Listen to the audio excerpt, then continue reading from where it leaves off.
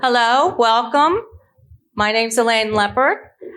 I am your new president of the Women's Republican Club of Naples Federated. Thank you very much. I appreciate the welcome. And now I'd like to invite the candidates to the stage. If you would come up here, whichever way you can. I'd also like to introduce Mary Ellen Jones, Vicki Lubin. They are the moderators of this forum today. And let me tell you what the format will be. Initially, there's going to be each candidate will have a 90-second introduction. There will be a first question. Then there'll be a lightning round where you'll just use your ping pong paddles to answer yes or no. Then there'll be two more questions. After the third question, again, a lightning round. And at the end, you'll have time for a 60-second closing. Okay? Yeah. Thank you. Thank you for being here. Mary Ellen, Vicki?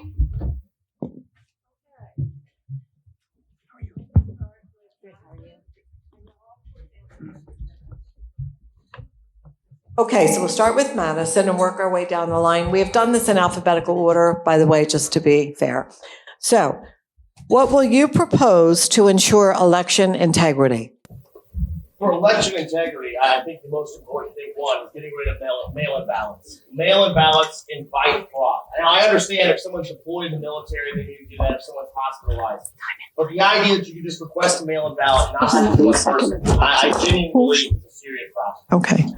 Okay, you know what? We made a big mistake. We forgot your 90-second introduction.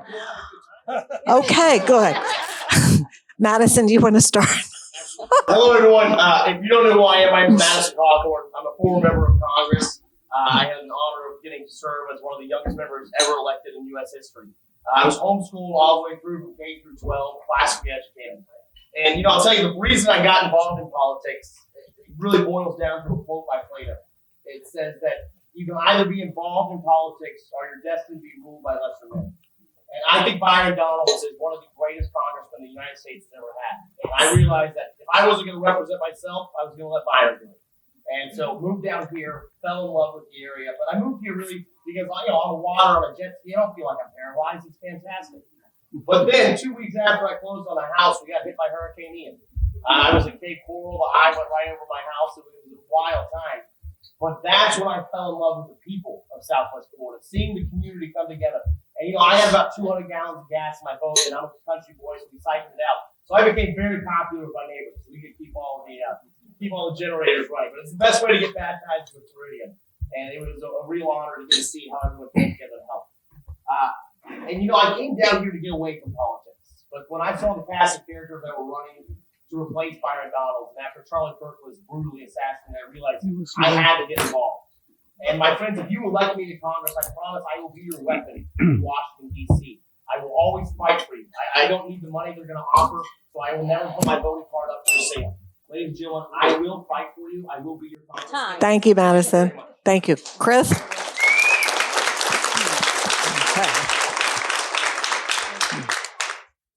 So my name is Chris Collins. I'm running for Congress to ensure a bright future for our children and our grandchildren. When I return to Congress, I will work with President Trump to help make America great again, just like I did when he appointed me as the congressional liaison to the White House during his first term.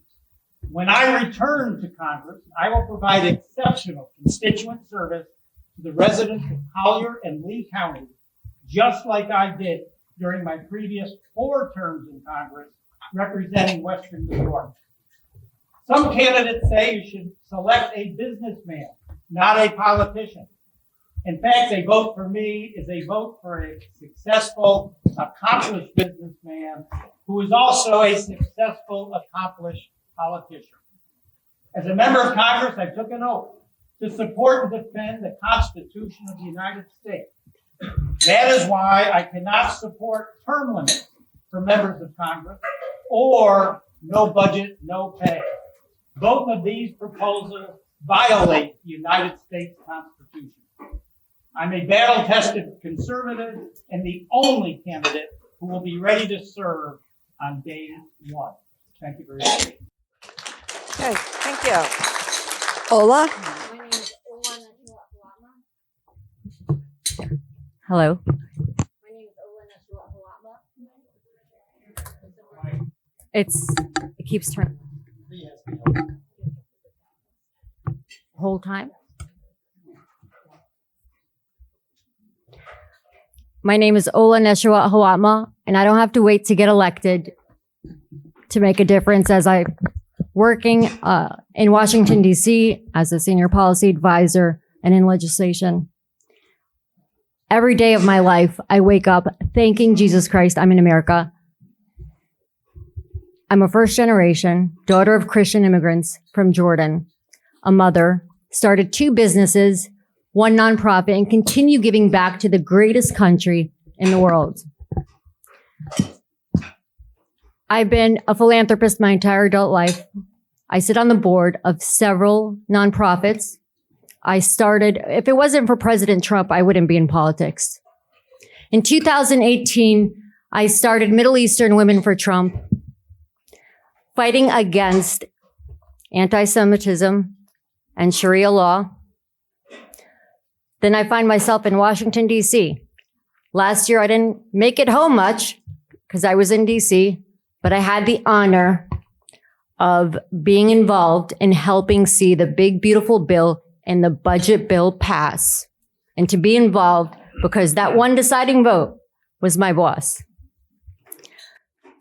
You're welcome. Our taxes. So I know what it's like to sacrifice, and it is a sacrifice. And my parents, they came here. Time.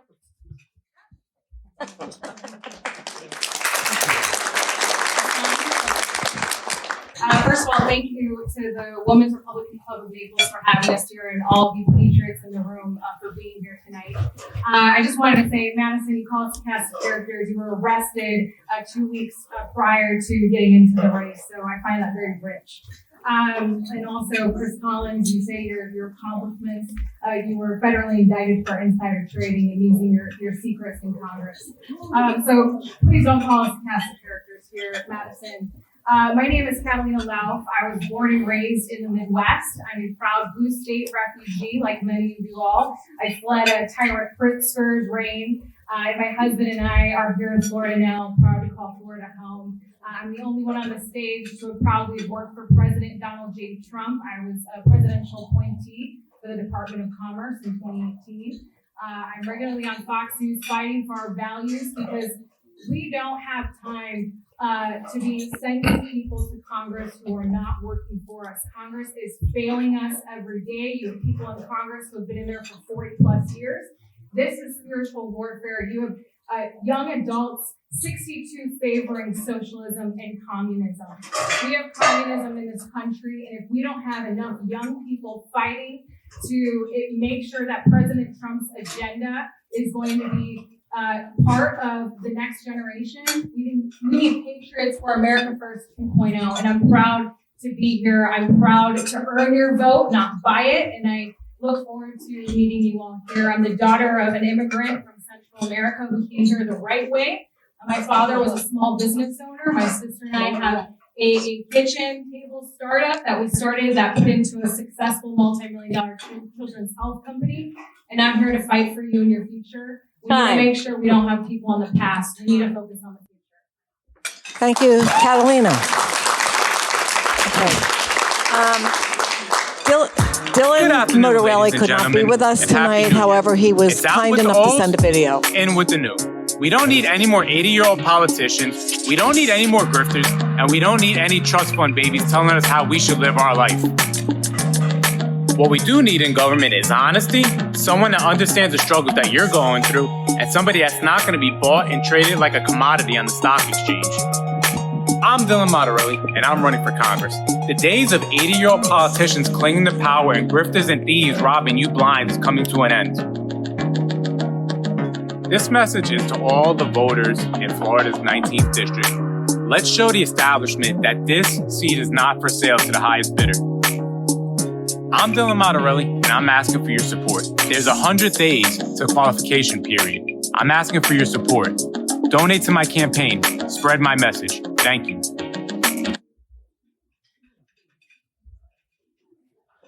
Jim O.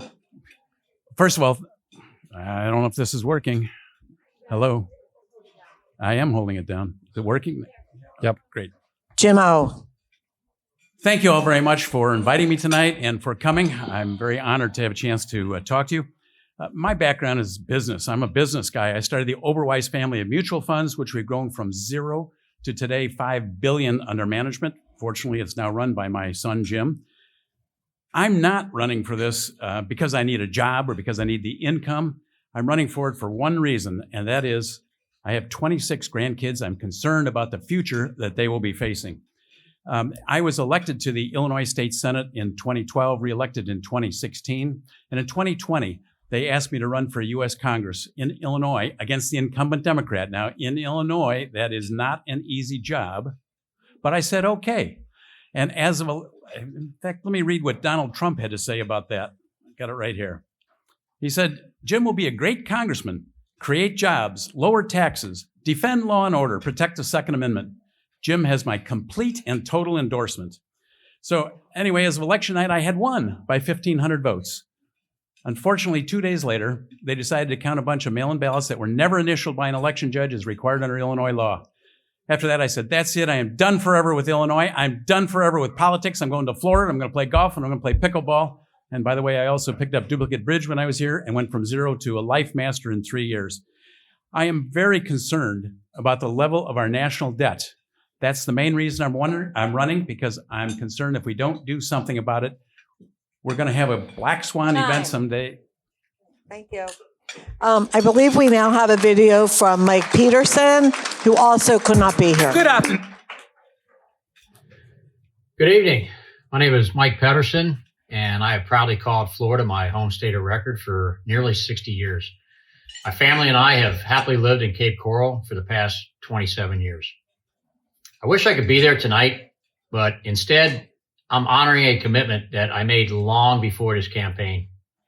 I'm coaching a 2-day wrestling tournament over on the East Coast. Why? Because for me, keeping your word and investing in our youth is just who I am. I've lived my entire life with the mantra, if not me, then who? I'm a retired Marine Corps officer, Top Gun graduate, and a Desert Storm veteran. I spent my career leading under pressure, making difficult life or death decisions, and sacrificing for others. My wife, Elsa, and I have been happily married for 40 years. We have 3 highly successful children and 8 beautiful grandkids. We raised our family here. Southwest Florida isn't just where I live. It's where my roots are planted deep and where my values have been lived out every single day. To me, this race is about real representation. Having someone who truly knows this district, understands its people, and has earned the trust of this community. As a strong constitutional conservative, my priorities are clear. USA first, a military second to none, secure borders, secure elections, protecting the Second Amendment. Jim S. Good evening. Thank you for coming out this evening. I know it's a Friday night and we have a college football playoff game going on in a little bit. But it really shows the dedication and support of what you guys believe in, the freedoms that we have, and how we care about this community so much that you came out to see us tonight. My name is Jim Schwartzel, and like President Trump and Rick Scott, our senator here, I'm a businessman. I'm not a politician. I've never been a politician before. I've never run for a race before. This is the first time I've been on stage in a forum for a political setting. The one thing I can promise you is that every single day that I am in Washington when I'm your congressman is that I will stand in lockstep with President Trump and fight for his America First principles. Southwest Florida is my home. I didn't just move here to run for Congress. I've been here my entire life. I was born a couple miles south of here at Naples Community Hospital. I met my wife here at Bishop Verot High School, and we've raised our 2 beautiful children here who are able to join us tonight. My son's still on break from college. So, but this is about them. This is about our future. This is about our community that I care so deeply about. We can't allow this to go to someone that has never, I don't need to learn any. Thank you. That was fast. Thank you.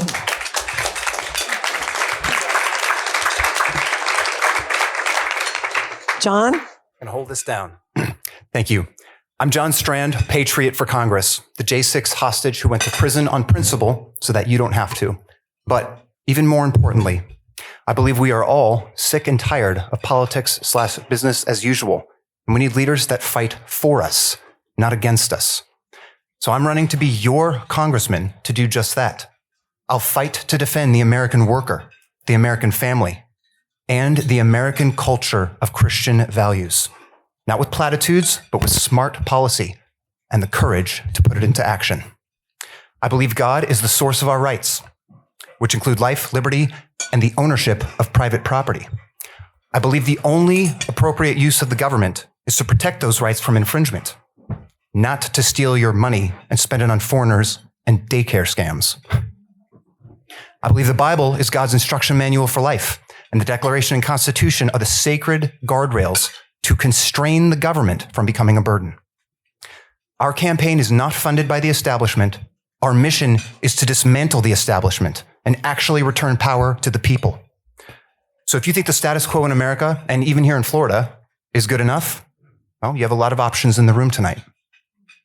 But if you want real change, the kind that Washington will resist as they always do, then join the fight at johnstrand.com, because I can promise you this: I will never stand down and never sell out in the fight to defend America for Americans. Time. Thank you.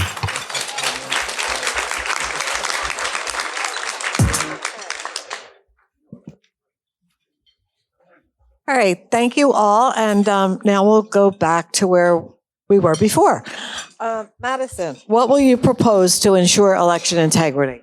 Well, number one, I believe that we've got to limit mail-in ballots. Mail-in ballots invite fraud all over the place. And as you see, you just saw this with the daycare fraud going on. Inside of blue states, they really don't care what happened. My heart goes out to Mr. Oberweis. I remember when he won his election, was coming into the freshman class that I was elected in. And then all of a sudden, in the middle of the night, he lost his election. It's because of Democrat corruption. So the number one thing we have to do, limit mail-in ballots. And number two, I believe that we should have a single day of voting in this country. You should go in and there should be paper ballots, which can be tracked, and there can be a chain of custody that can be established. Thank you. Same question.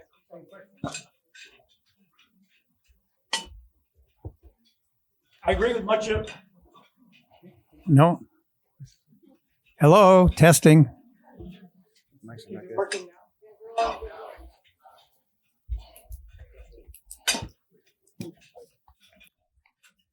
The microphone, now I guess it is working. There you go. I agree with a lot of what Madison said. I said, number one, we need identification. Somebody, what's the big deal to show a driver's license or an ID when you go in? Number two, any mail-in ballot should be received by Election Day, not something that Jim went through where they were counting ballots a week later. Are you kidding me? Now, I'll just tell you something I almost went through. I was elected the Erie County, Buffalo, New York executive back in 2007, and it was a 2-1 Democrat county. The city was 9-1. On Election Day, one of the election districts in the city of Buffalo, which historically had a 10% voter turnout, had a 90% voter turnout on an election. Luckily, I won that election, but there was a case, no one was there checking ID. People were voting for folks that weren't there. And this election district in the city of Buffalo had 90% turnout. The same question. Definitely agree. You have to limit the ballots. If you're bedridden or in the military, also show ID. If you are not an American citizen, don't vote. You're not allowed to vote.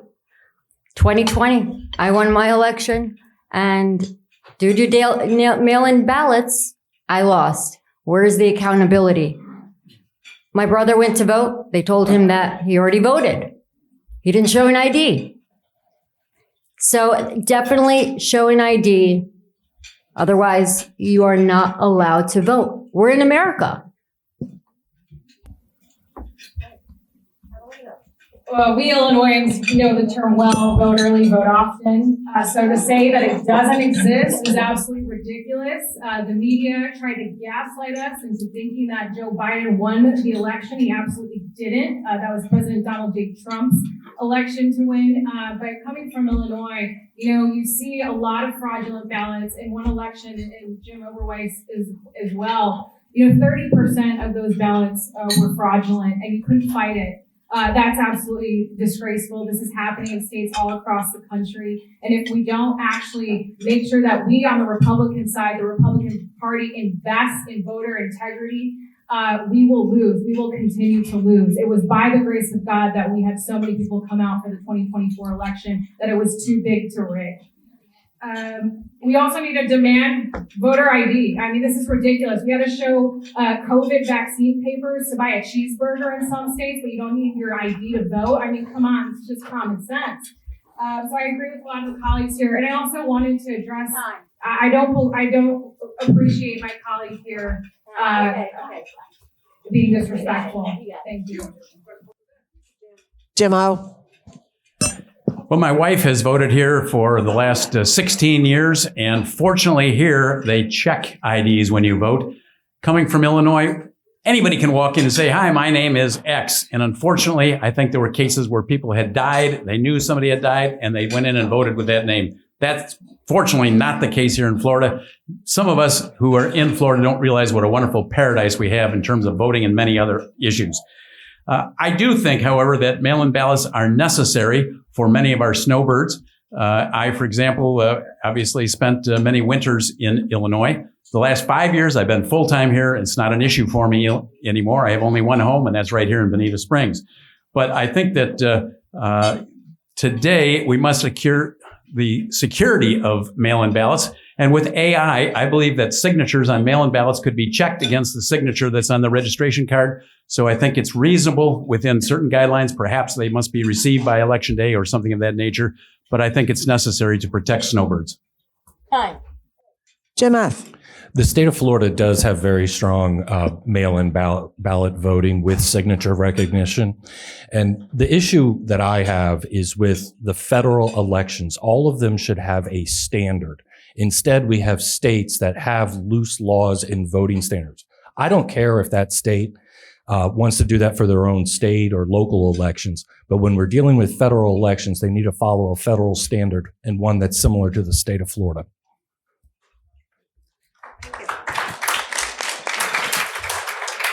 That was John? a good response, Jim. I love that this question is being asked. There's nothing more important than securing our elections. And any question that I'm asked, I will always consider what does the Constitution prescribe or allow for. So the Constitution prescribes that states manage the elections, right? We know that. However, the Constitution does not prescribe that fraud is permitted in the course of those elections. So I think we do need to have a national standard and expectation that fraud is not permitted, and you cannot avoid fraud without identifying who the people are that are voting. So I think identification, national voter ID is an absolute imperative, and we'll fight in Congress to get that done.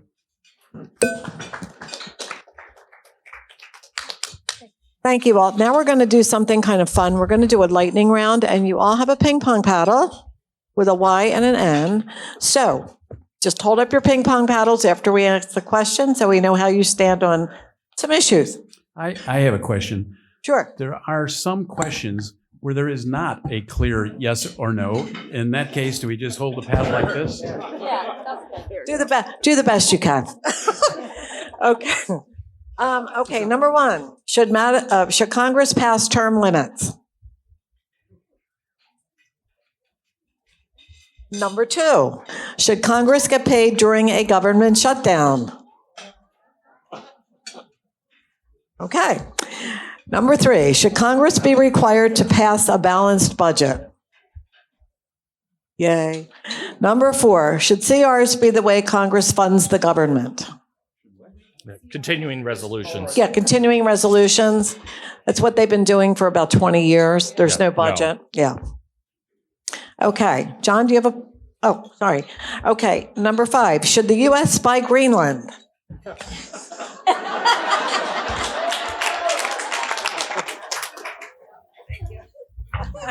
And Cuba. price. So this time we're going to start with Chris and we'll go down and then we'll come back to you, Madison. So you get to be last this time. Can you hear me? Okay. What will you propose to fix America's healthcare system? Chris. Right there. America's healthcare system, we have the best healthcare in the world. The problem is the costs associated with it. And when you get back to like Medicaid, all the people that are on that Medicaid system that shouldn't be. And so for all of us, the costs are crazy. I think, in the case of drugs where we said, we couldn't have competition coming, I think President Trump's addressing the costs. And again, we have great health care, but the costs are crazy. Through competition, we can reduce the cost of prescription drugs by 50, 60+%. So when I think about it, let's get the people off of Medicaid that don't belong on it to get our costs down. And other than that, we do have the best health care in the entire world. Ola. What's interesting is the one thing that will destroy our country is healthcare. Part of our $40 trillion deficit is healthcare. There's no accountability.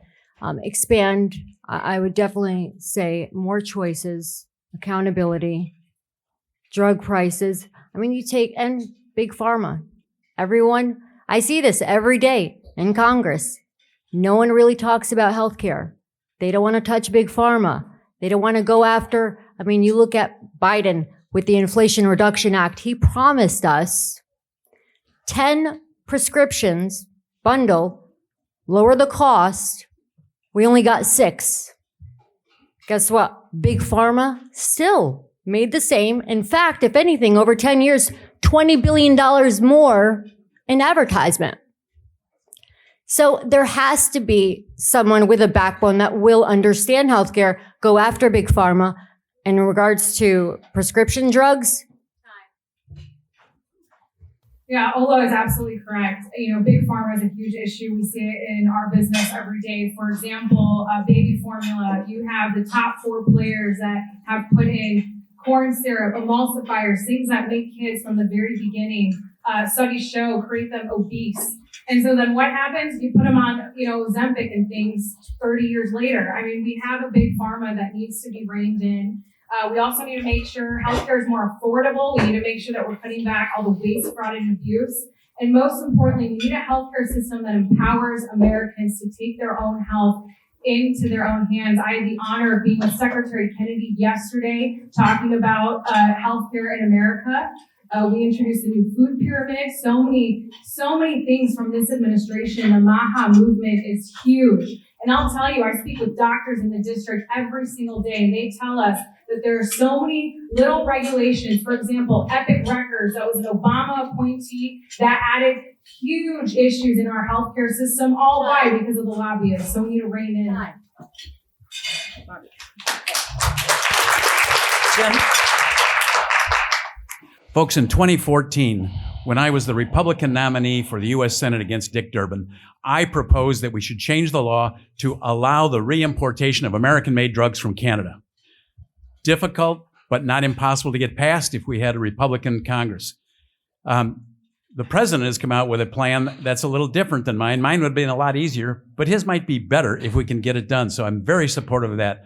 Beyond that, I'm very supportive of Rick Scott's plan and the president's plan to allow dollars to flow to individuals and let us as individuals make our own choices rather than the money going to the insurance companies. That will help bring down the cost for everybody and eliminate so much of the waste and fraud that's going on right now. Jim S. The first thing we need to do is shorten the time limits on the patents that the drug companies have to have exclusive marketing abilities for the drugs. They receive government funding to create the drugs. They receive a government patent to sell the drugs exclusively for years and years. If we shorten that time window and allow more generics in, you'll see prices go down. Number two, one of the biggest reasons we have such high healthcare costs right now are illegal immigrants. You have millions and millions of people using our hospital systems for indigent care. And if we can hurry up and continue to deport the illegal aliens, you will see that free up and lower our costs in our hospitals. John?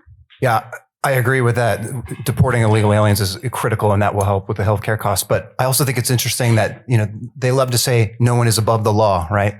Except apparently for the drug companies that have a carve out, they don't have to be responsible for their products if they harm someone. That's outrageous. Everyone else has to be responsible if they build something or make something that hurts people. So we need to deal with that in Congress immediately and have drug companies be responsible for the products they put onto the market. Another thing that's interesting, I always ask people if they realize what percentage of the GDP in America goes to the military and defending our country, which presumably is the most important thing the government should do, right? People say 20, 30, 40%. It's 3.5 or 4% for the military. By contrast, how much of our GDP in America do we spend on healthcare? The average first world nation is 10%. America is 20. We spend twice as much money for healthcare as the other first world nations. That's crazy. Why is that happening? Well, to be continued. Madison, back to you. So I will tell you, number one, if someone was given a pardon using the auto pen, that pardon does not truly exist. So number one, revoke the pardon for Anthony Fauci and send him to jail for crimes against humanity.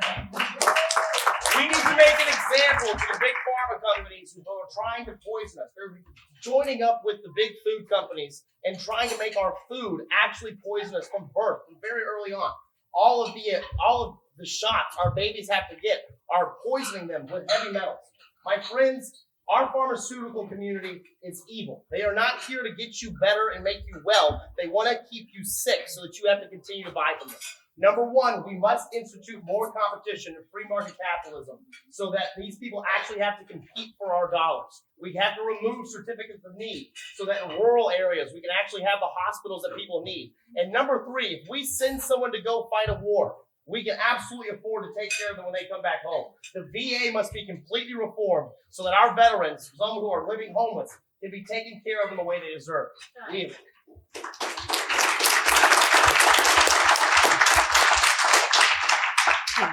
This question will start with Ola, and we'll go down and come back. What are your thoughts on President Trump in Venezuela? Well, I have to agree with the administration and the president. The officer defending himself, using the car as a weapon. I can't, it's sad. It's very sad. Oh, but, Venezuela. Sorry. Rewind. Okay. In regards to a lot of people being upset why he didn't get the permission of Congress, I agree with the president. Because we don't know, he always puts America first. And he was putting America first and doing what's right by protecting us and protecting them. So I agree with President Trump on his decision, as he did with Iran. I agree with him then too. Who knows what would have happened if he went through Congress first to discuss with them? And I understand the Constitution. However, I agree with the president and what he did in his decision. Catalina? I 100% support President Trump.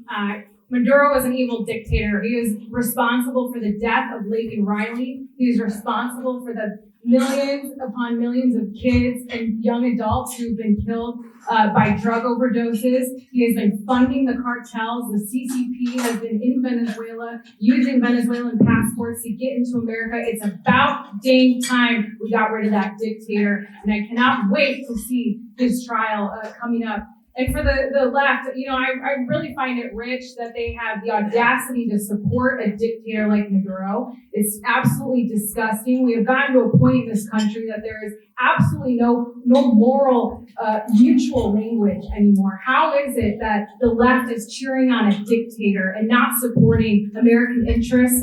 President Trump was well within his Monroe Doctrine and also in the Federalist Papers that ensures that our country, our president, can do what he can to make sure that we are safe here in America, both foreign and domestic enemies. Maduro was a foreign enemy, and I'm so happy our brave American combat veterans got him.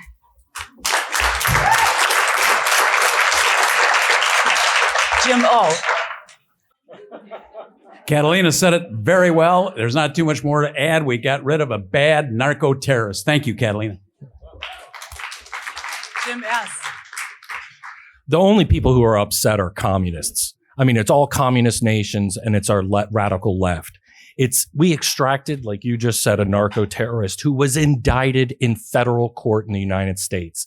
I'm proud of President Trump and how he extracted this person. And now we're using leverage on their government, because if the next one doesn't fall in line, they'll extract them. One of the things that he was doing was he was using diplomatic privilege to fly fentanyl into the United States. I mean, we always saw the drug boats and everything, but they were flying fake diplomats into the United States with drugs. It's crazy. I'm glad he's out. John. Yes, I 100% emphatically support President Trump's action in Venezuela. Not only was it the right thing to do morally, but it was absolutely constitutionally sound and the right thing to do. President Trump did not start or wage a war. He used his executive authority to apprehend a dangerous criminal with a $50 billion bounty on his head. The bounty was originally set by Obama, actually. So President Trump was just cleaning up the garbage there.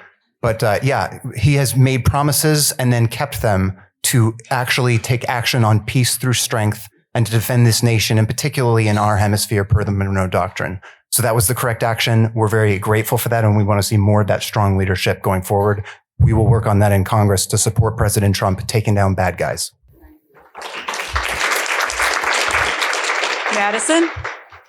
Well, my friends, we elected President Donald Trump because we were all so tired of forever wars. This was not a forever war. This was 6 minutes and 34 seconds of our greatest troops going in and taking out a narco terrorist. I hate to be crude, but if you F around, you're going to find out. There was somebody that had a narco state that was poisoning our country. They were killing American citizens and damaging people. Drugs don't just mess with your mind. They attack your soul. And my friends, this person was a terrorist that was destroying the soul of this nation. He had to be taken out. But this goes so much further. So you look at it, the Chinese delegation had arrived 4 hours earlier when we operated that mission. My cousin was piloting the USS Iwo Jima. I am so proud that my family member got to be there as we took down this terrible, terrible terrorist. My friends, we are the superpower of the world. I believe in the Monroe Doctrine, but a step further, I believe in the Roosevelt Corollary. We should dominate the entire Western Hemisphere. You want to bring costs down? Don't take the 308 billion barrels of oil they have over there. Bring them to the United States so we can ship food for less, so that we can create things. My friends, we are the superpower. Act like it. Chris. Well, certainly I agree 100% with Trump. Maduro needed to go, and I can say only Trump would have taken the action that he took. Let's remember, Biden put a $25 million bounty on his head and took no action.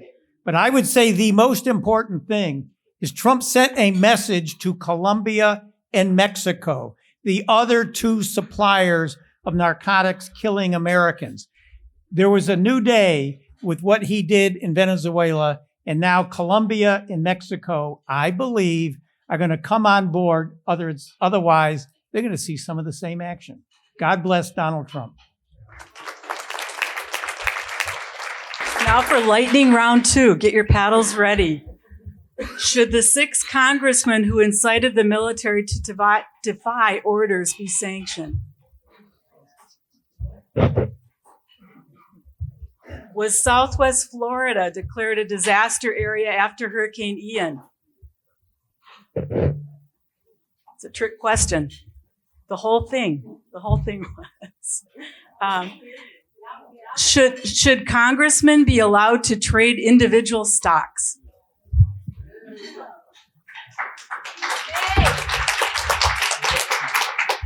Should the Fed be independent from the executive branch?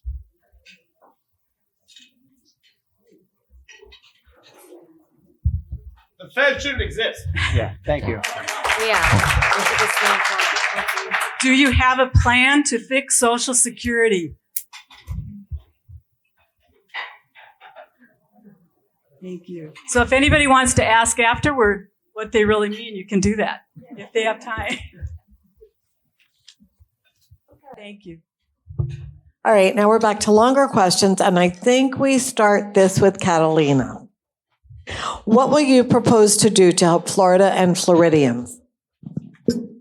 The number one issue I see here is infrastructure, but also focusing on pro-growth. You know, I see there's too much supply right now of housing. You have people actually leaving Southwest Florida. Your congresswoman, man, should make sure to be an ambassador for this Southwest Florida, this district. We need to ensure that we are bringing in younger families here. We're using pro-growth economic policies to bring corporations here, create a workforce. We need to focus on STEM trade schools. We need to make sure we're educating our future Southwest Floridians here. And most of all, we need to fight the culture wars. We need to make sure that Southwest Florida is an example of patriotism, freedom, and faith. And if this district does not remain a powerhouse with a lion in Congress like Congressman Byron Donalds, we can't afford to have somebody who's just a vote in office. We need somebody who's fighting for this district every day, making sure that Southwest Florida is a place for all people wanting to invest here and making sure that young families want to come here too.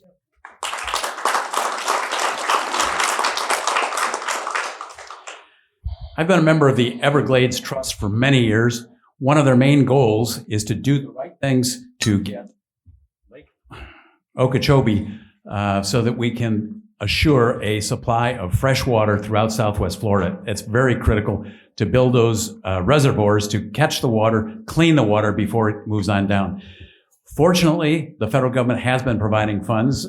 This year, there was $440 million included to help continue that process. We've made a lot of progress, but there's still room to grow, so we need to keep doing that. The other very closely related feature is obviously our infrastructure, our roads. It is critical that we have enough opportunities for people to move north and south, and perhaps to provide some more affordable housing east so that we don't have all the traffic coming from north to south to work in Naples. So infrastructure, improving our water supply are the two most critical things.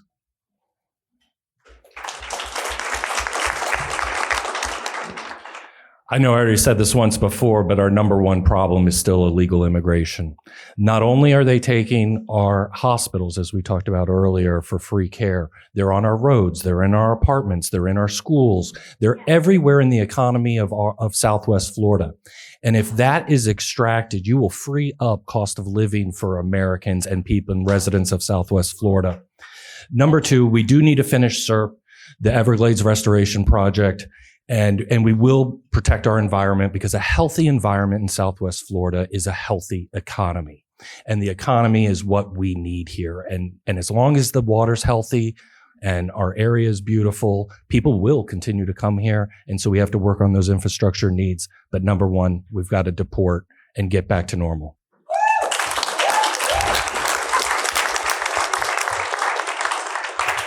Yeah, well said, Jim. I agree with that on the immigration. That's huge. But I'm running for Congress at the federal level.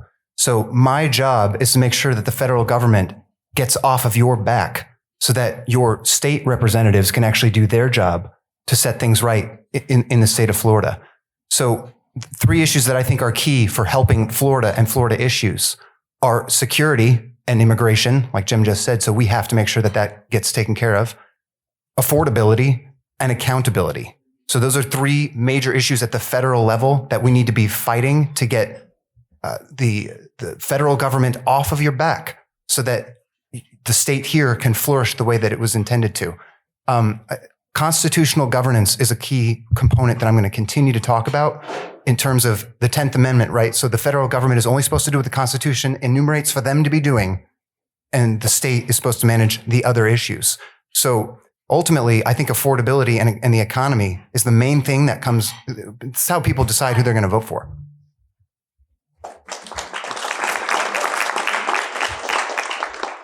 Well, some of my top priorities when I get elected to Congress is one, to offer a federal tax rebate to help offset the ridiculous cost for flood insurance here in Southwest Florida.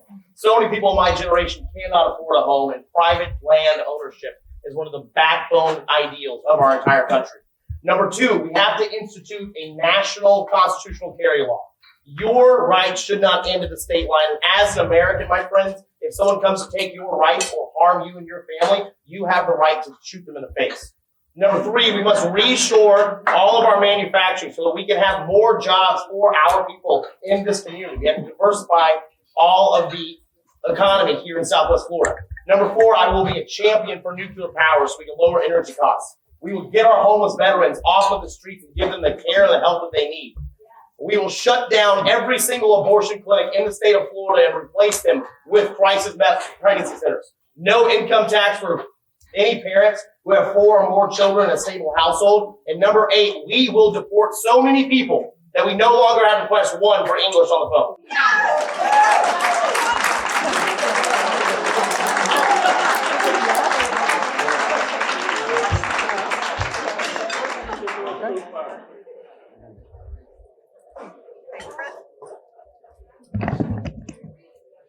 He's a tough act to follow.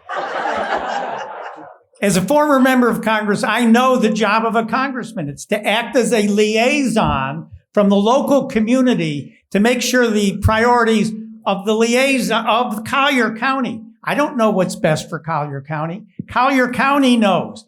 I am probably the only member here, only candidate who has read the Collier County 2025 federal government priorities. I've read this. I doubt that anyone else has. So my job is to take these priorities to Washington to represent Collier County, which they know what they need to do, and to make sure we've got the financial money to make it done. Collier County knows best, not the federal government.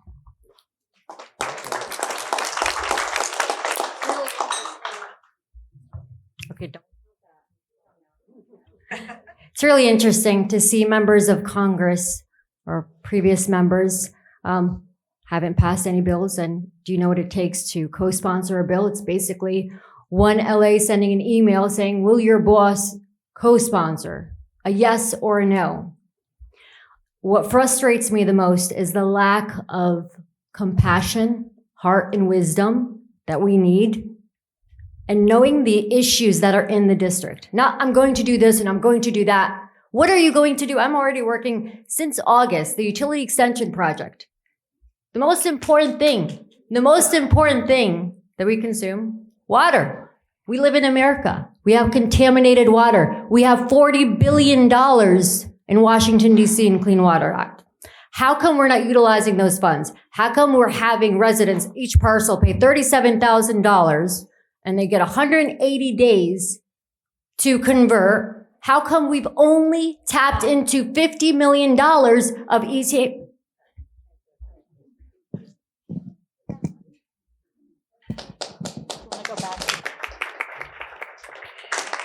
Okay, thank you all. This is the final question, and this is a big one. So, Jim O., what will you propose to eliminate the debt and balance the budget? I love that question. Thank you very much. This is possibly the most significant question facing our country today. Look, one major step in that direction would be to pass. I didn't even know that our Senator Rick Scott was proposing it until after I proposed it. And I have copies of the article out on our table out there. And that's a no budget, no pay for Congress. If you don't, your job as congressman is to pass a budget. If you don't pass the budget, you should not get paid, period. And you should not get retroactive pay eventually if you do. If we had that as a rule, if we were able to change the law to allow that, guess what? Congress would pass a budget. If they pass a budget, no more continuing resolutions, no more government shutdowns. And on top of that, it should be a balanced budget, except in times of war or recession. Those are the right steps to take, and I will do everything in my power to get there. I'll be a part of the Freedom Caucus to try to help make sure that we're able to do that.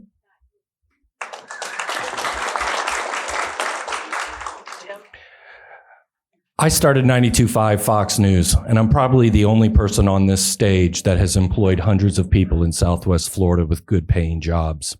As a part of owning that radio station, I hold a federal license, and I have to work with the Federal Communications Commission. It is the most bureaucratic, terrible organization, along with many others in Washington, D.C. We need to reinstate the DOJ cuts. We need to make them permanent. We need to go department by department. This past October, I was randomly selected for an equal employment opportunity audit by the FCC. Lucky me. I've never had a complaint. I've never had anything else, but it cost me $24,000 in legal fees just to complete the audit. This is a waste of our time. It's a waste of our money. And these bureaucrats just like to sit back and spend.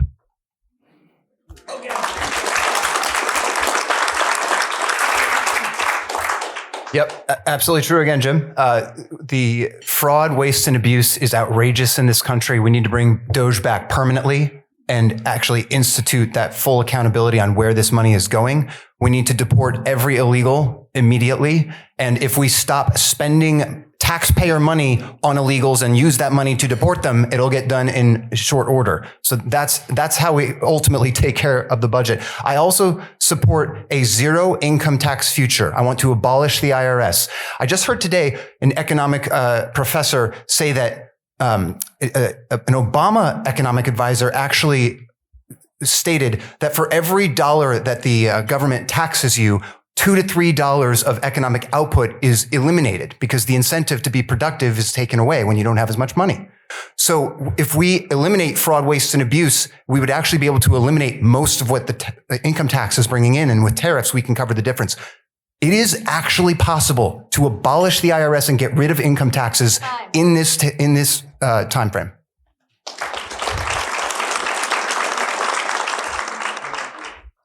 My friends, I'll tell you, the worst thing about Washington, D.C. is that we do not have single subject spending bills. You will go to the House floor and there will be a bill called, this is the Protection of Women's Act that also supports sunshine puppies and apple pie. Sounds like the best bill in the world. But then when you actually start reading into it, they are spending your dollars on ridiculous things. Stuff for underwater basket weaving in Estonia. Ridiculous stuff. Our country wastes so much money.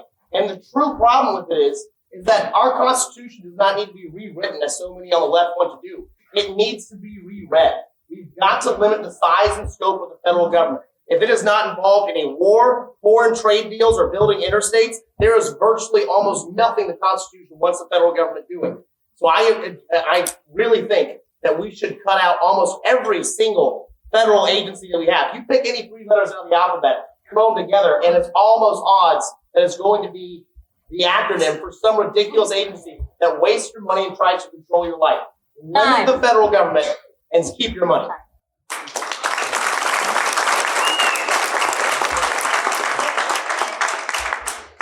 So let's go back to basics. You see a sign I've got out there, "In God we trust, all others bring data."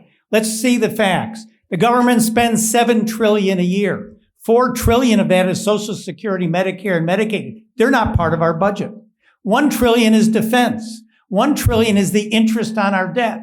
The budget is only for all the other 11 departments other than defense. It's only $1 trillion of the $7 trillion we spend.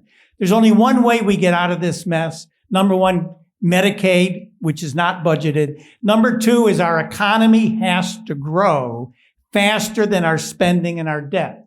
That's how we get out of this. If we can grow our economy 4% a year, the problem is solved. But to talk about a balanced budget when only $1 trillion out of 7 is budgeted, that is not going to happen, and it doesn't matter. We've got to deal with the real problem. It's not the 11 spending bills.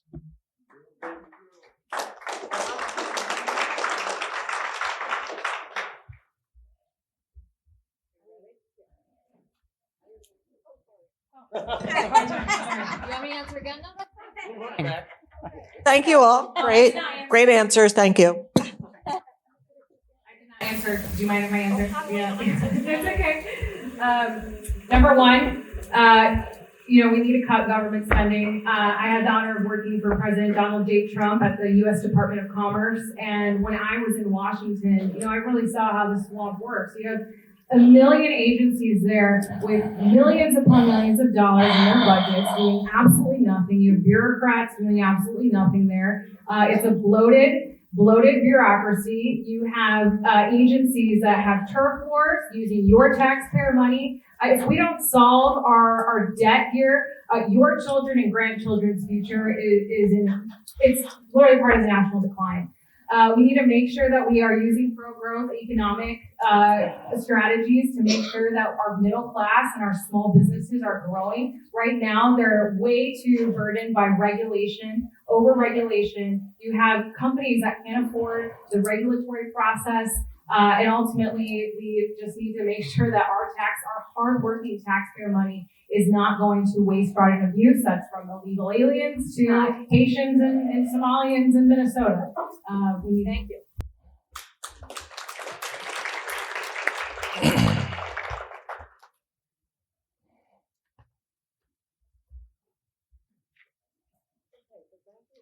Thank you all so much. And now you each have an opportunity to give us a 60-second closing. And I think, Jim S., it's your turn to start.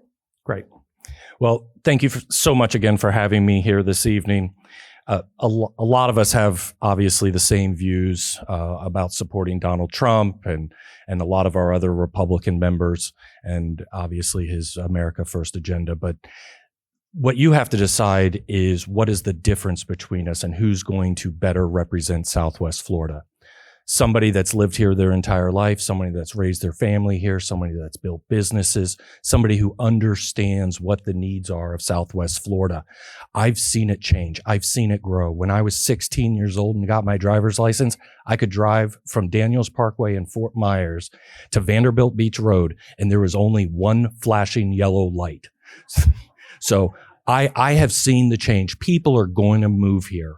And we need to have somebody that's going to fight for our area, spend the time, be a business person. Politicians make a lot of promises. Business people get stuff done. Like Rick Scott, when he was our governor, he passed a balanced budget, and that's what I'm going to do.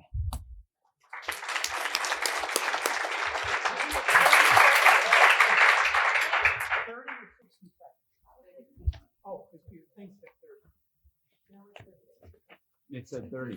It said 30. Well, we're excited for 60. It's going to be great. No. I did 60. You had 30 last second. You're fine. Just give everybody a minute. Well, thank you guys for being here. Thank you for having us. And thank you for investing in primary elections. That's where the battle's actually fought and won. So thank you for being here. We've all heard the definition of insanity, right? Electing the same rhinos cycle after cycle, yet expecting different results. Guys, it's got to stop. To drain the swamp, we have to drain the Congress. And when the chips were down, I didn't sell out to save my own skin, and I am never going to sell you out either. Let's pause immigration, abolish the IRS, bring real accountability to rogue judges, and finally return power to the people.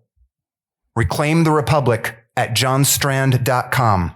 We're bringing the courage to fight and the wisdom to lead because the fear of the Lord is the beginning of wisdom. Thank you, and God bless the free state of Florida.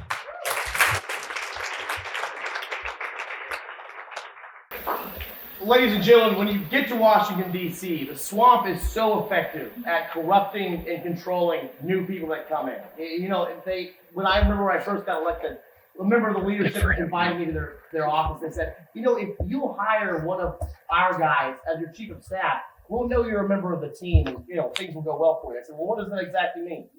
My friends in Washington, D.C., they don't want new members to go there and represent their district. They want new members to go there and be controlled by special interest groups.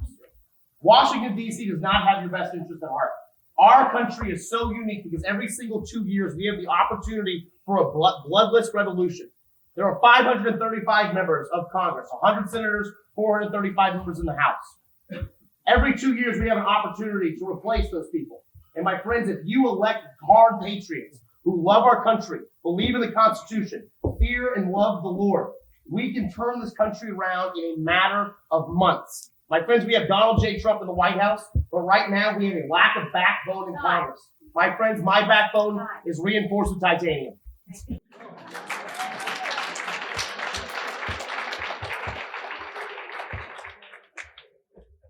Since we do have 60 seconds and not 30, I'd like to let everyone know I was the first member of Congress to endorse Donald J. Trump on February 24th of 2016. I seconded his nomination at the convention in Cleveland. And after that, I was appointed, and after he did win, I was appointed to be the congressional liaison to the White House for his first term. I flew with him on Air Force One. I attended all the meetings in the Roosevelt Room, sitting directly next to the President of the United States. When I return to Congress, I will be on the inside of Trump world. He would give speeches. When I was there, he would point me out and say, "That's my guy." When you elect me to represent you, your voice will be sitting next to the President of the United States, where I have a relationship with him like there's no one else here.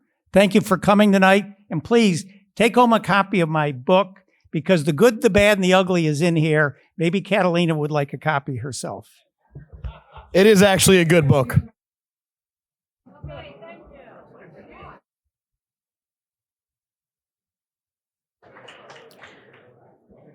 When people lose races, they die off. I have never stopped fighting. Every day of my life, I wake up a fighter as a first generation. What really gets me is people who are born and raised here, and they have the means to make a difference. They see the issues, water quality, high insurance premiums, among so many other issues in the district. And it takes an outsider to make a difference, really? If you have the means, why do you have to wait to get into Congress to make a difference? Donate, pledge. We need heart. We need someone with a backbone and work ethic that's actually going to be out there. I plan on bringing grants, federal grants, water grants, bills, implementing them to help our district. And God bless. I hope that you guys could see through genuineness. So God bless. Thank you. You know, when I was with Secretary Kennedy yesterday, he said something that resonated with me. He said, people in authority lie to you. This country has had enough of politicians who sit and lie to you. It's unbelievable how many people in Washington go there for 40 years. They insider trade. They have FBI probing into their campaign accounts. They are corrupted by the swamp, but yet they sit here in front of you and they tell you that they're not. Well, I'm here because I don't want to see the downfall of America, and we're watching it happen right in front of us. With victory comes vigilance. We won in 2024 with President Trump, but what happens after? This election, the election coming up, is going to be one of the most important in our lifetime, and we need to make sure that we are thinking about the future, not the past, because the past has not been serving us.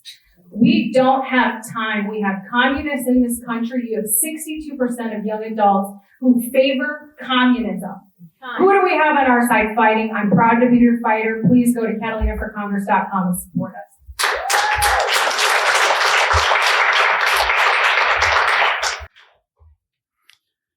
Look, I'm a proven entrepreneur and businessman. I'm a proven legislator. And by the way, I received awards in Illinois for the best constituent services in the state. Let me give you one other little tip here. If you have a pen and paper or your cell phone, write down my cell phone number, which is 239-913-7100. Call me at any time if you have a question. I'd be more than happy to answer it. I'm not looking for a job. After Byron Donalds announced that he was running for governor, I literally had 8 or 9 people come up to me in the first week and say, Jim, please consider running for this congressional seat. We need your financial background and experience in Washington. Because of the 40 years in the financial services business, I have a pretty good understanding of our debt. And by the way, it's not just our national debt. Social Security is underfunded by an amount even greater than our national debt. And Medicare is even worse. These are problems that are going to have to be dealt with one way or another. I'm willing to serve for 4 years or 6 years and do my best to try to untangle.